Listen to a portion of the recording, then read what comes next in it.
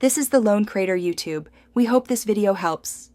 You begin by moving immediately to the northern elevator and powering it. Don't delay.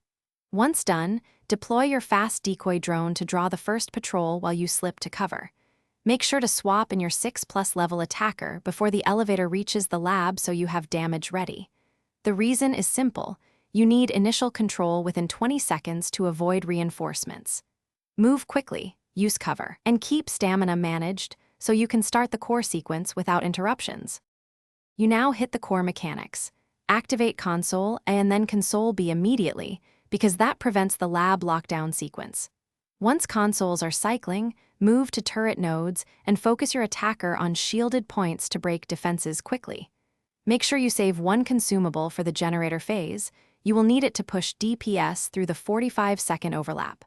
Also, reposition between bursts to bait any reinforcements into your decoy's range, so you can maintain uninterrupted damage output. You finish by focusing everything on the generator center and using burst damage to collapse it before reinforcements arrive. Once the core drops, head for the south vent exit and leave the lab within 20 seconds to prevent the respawn wave from trapping you.